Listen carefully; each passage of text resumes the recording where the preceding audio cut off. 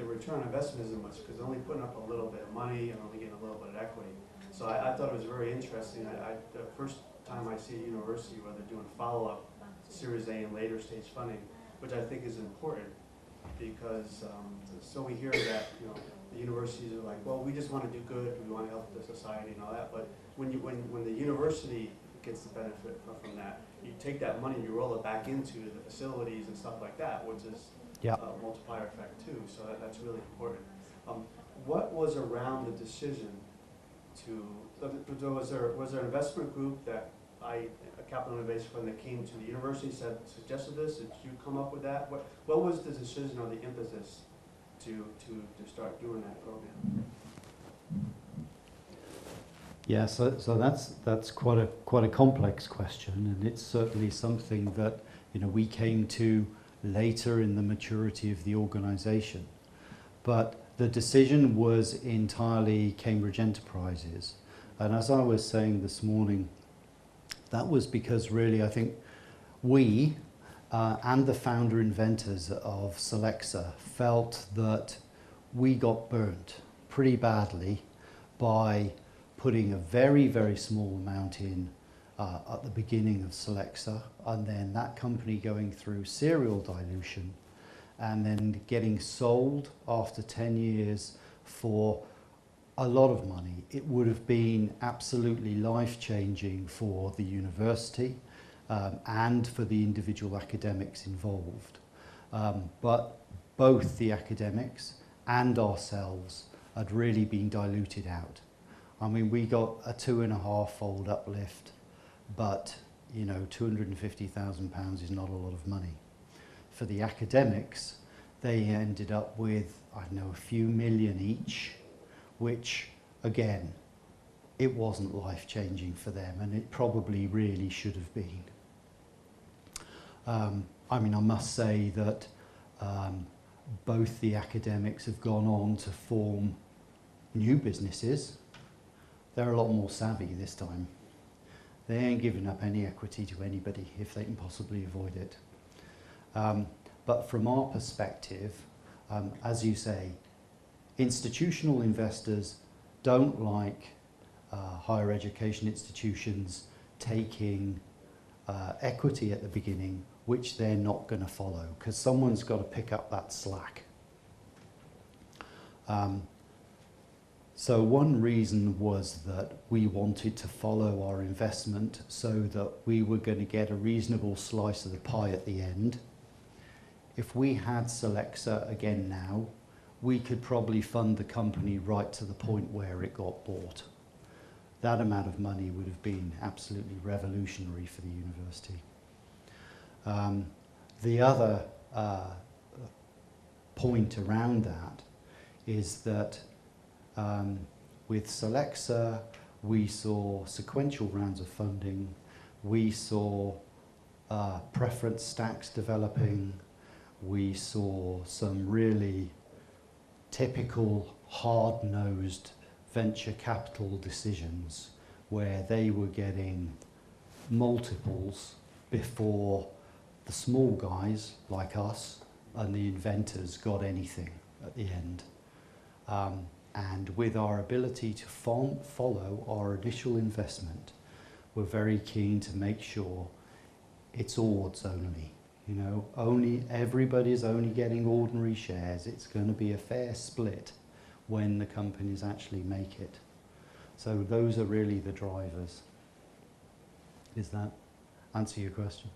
Yeah, I think so. It's not just the money, but it's also the funding terms. So if you're able to have co-investment rights all the way through, at least not just to have the opportunity to invest, but you can also be part of the negotiations and make sure they don't have a preferred equity that's senior to yours or anything like that. That you have to stay engaged all the way through. Yeah, no, absolutely, and we're very happy to try and protect everybody to do that. So, any other questions? Please. Well, this is going to be a really short session.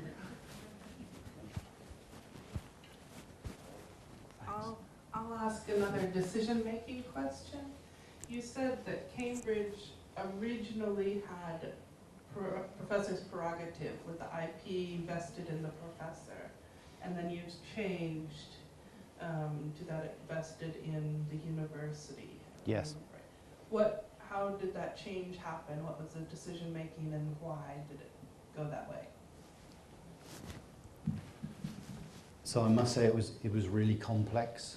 I think when back in the late 80s, up until the late 80s, intellectual property from universities was commercialized by an organization called British Technology Group.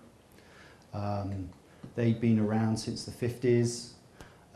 They had a monopoly to commercialize all the technology coming out of universities. Similar system to, I think, happened in the US before Bayh-Dole. In the 80s, as part of the UK government's privatisation of nationalised industries under the Thatcher administration, BTG was privatised, and that meant that they then had to give universities the opportunity to commercialise the intellectual property, because otherwise there was research funding going in to generate intellectual property which was being given to a private organisation. So that wouldn't satisfy the state aid rules. So they changed it to allow the universities to commercialise. At that stage, this was all really very new and Cambridge didn't know what to do with it. So they decided, because Cambridge is such a democratic community of academics, run by and for the academics, they decided, well, we'll just let the academics keep it. And so that's how it started. And then, probably similar to the US experience, the research councils in the UK, so they're the people who are the equivalent of NIH and all the others in the US who fund university research. They said, if we're funding this with government central funding, then that intellectual property, again, because of the state aid rules, can't go on to benefit an individual. So at that point, the university had to change its IP policy, and it did so by saying, okay, we'll recognise the 1977 Patent Act, and the university will own the intellectual property. But by saying you, the academic, can choose whether you want to commercialise it, you still effectively have the same rights. And also from a tax perspective, that has helped us because we pay the commercialisation income that comes in from licensing a patent or commercialising any technology, that's distributed according to the revenue share. The bit that's going back to the academics, we pay them as if they were self-employed. So we say, we've got this money come in, send us an invoice, we'll send you the money, you send a tax return in at the end of the year and pay your income tax. We don't want anything to do with that. But we can only do that because the commercialisation is the decision, and that's where they're putting the effort in, and that's outside of their employment. If it were the university owns the intellectual property you create, then we'd have to pay them through PAYE, pay as you earn. So it's good for them, it's good for us, and it works really well. Anything else? No? Just actually to follow up on that, so if the university owns the IP pretty much throughout, then if there's any infringement on the IP, it's the university that would actually defend the IP. Is that correct? Or so yes, you'd be right there, but what actually happens is we get the universities to assign the IP to Cambridge Enterprise, so we will fight it. And then it also gives us all the rights to be able to license the intellectual property to all the licensees. So we collect up any rights that might be out there from the academics, the university, everybody else. We do a formal assignment document. We make sure we've got everything, we can pass it on. Anyone else? Come on, I know you're dying to ask a question.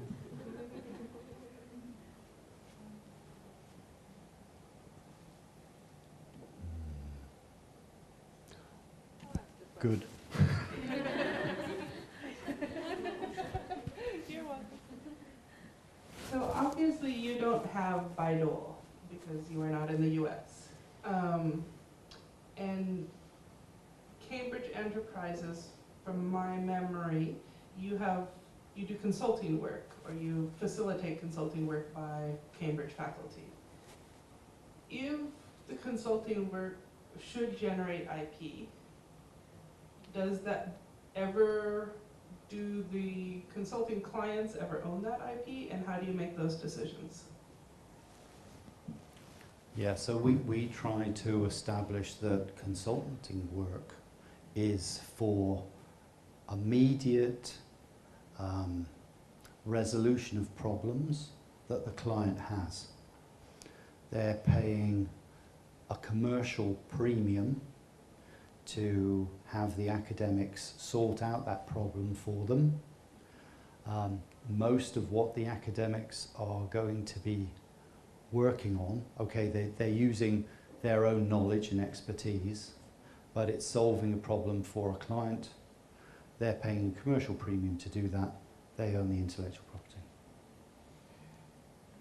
But that makes the discussion around what the client wants, what the academics are able to do, the real point of contention. And sometimes there's a lot of education involved there, both with the academics or the clients, to say, do you know what this is going to mean as far as, you know, your right to anything going forward as an academic. And if you're using anything that you've spent many years researching and you're going to want to use that going forward, we need to make sure that the client is aware of what that is before they start shouting they own it. So yeah, you've got to be careful. Can I Yeah, of course. follow up from that?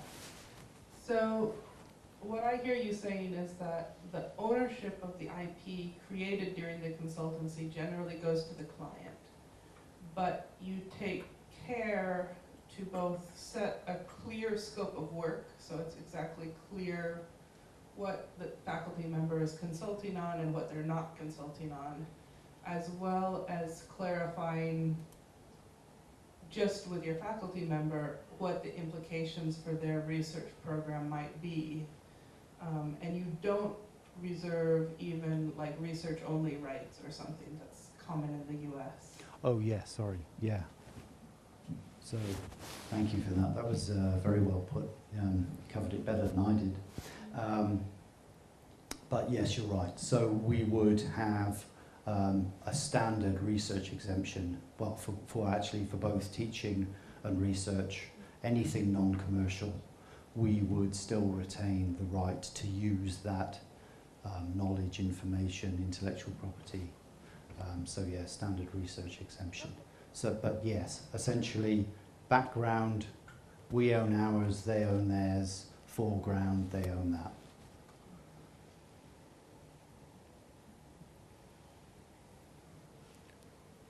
Who else? Yes. After the investments, how can Cambridge help the companies grow? After you invest with them, I mean, you have any programs or anything that you help them to scale to the next level? So scale up, I think, is one of our next challenges. One of the things that we want to address. Once we put some seed funding into a company, we will put one of our members of staff on the board. They will help the company to develop and grow to the next stage.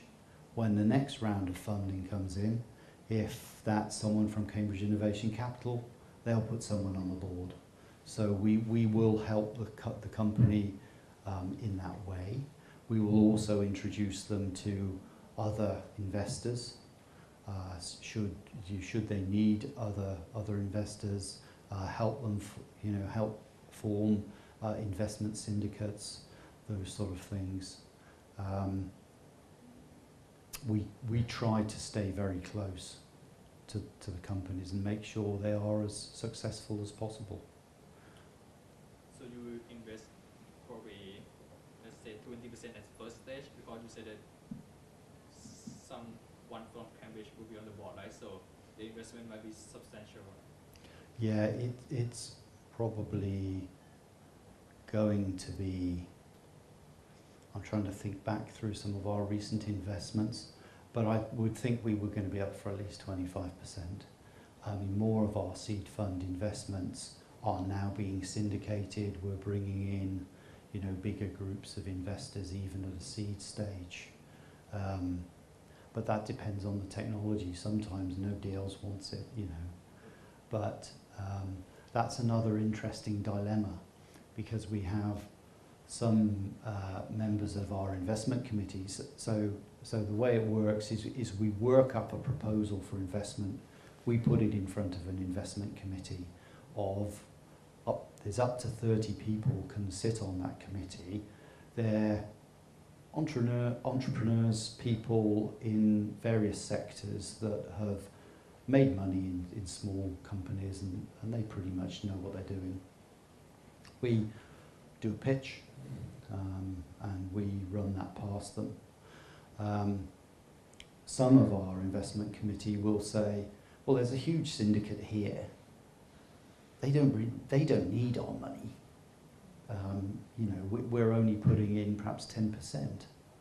Now, the founders, the University of Cambridge founders, they want us to invest because they want the Cambridge name on it, because that, opens a lot of doors. From our perspective, we say, well, if we don't invest in some of the stuff that's got big syndicates, that's likely to make money very quickly, and we only invest in the stuff no one else wants to invest in, we're going to run out of money very quickly. So you have to have that sort of mixed model. We've got one particular member of the committee who is a very experienced academic. He's now retired, actually, but he has formed 3 companies over the last, say, 20, 25 years. He sold the first one to Microsoft. He sold the last one to Apple. He's now an Apple employee. And he has held very senior positions throughout the university. I think his last position was senior pro vice chancellor, so he was one below the vice chancellor. And he always says, well, they don't need us. We shouldn't be supporting them, And we say, well, give us a chance to get our money back at least, because we want the seed fund that we've got to be evergreen. We always want there to be some money in it that we can support new businesses with.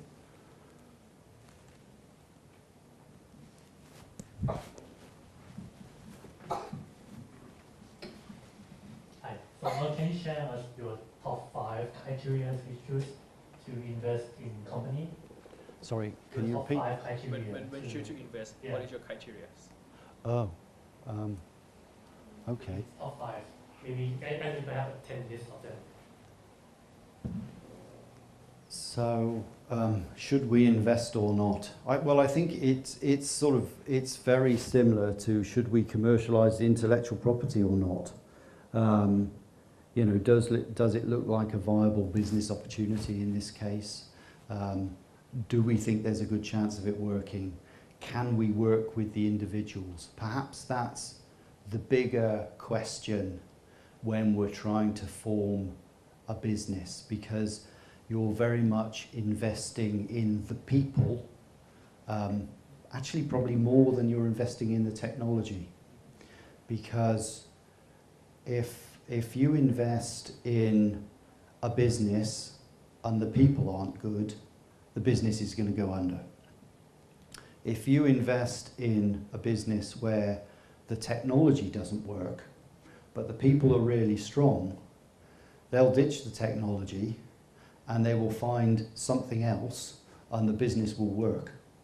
So, you know, it's more of a backing the people game, I think.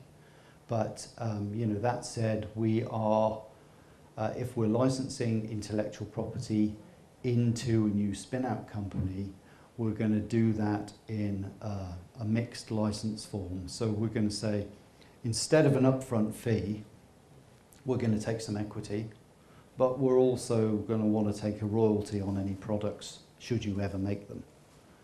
And in that way, we're covered both ways. We've got equity in the business, but we've also got some royalty on product sales. So that's not really a top 5, but it's people are the key. Yeah, absolutely. Making sure they have the business skills, recruiting in management to fill any of those holes, staying with them to make sure that the business is going to be viable for as long as we can. Yes, so by taking the royalty, do you think at the later stage that they're going to get acquired by the big company, it's going to be a problem with them? Because for the big company, they don't like the other company to get the royalty, right? Well, it's a royalty. They've only got a license, so they've got really no choice. We can terminate the license. Yeah, but it's going to be there forever. It's not usually a showstopper, because actually it's going to be a small amount of money. You're talking less than 5% on product sales. Yeah, on the top line, right? Yeah. So, you know, they'll absorb that.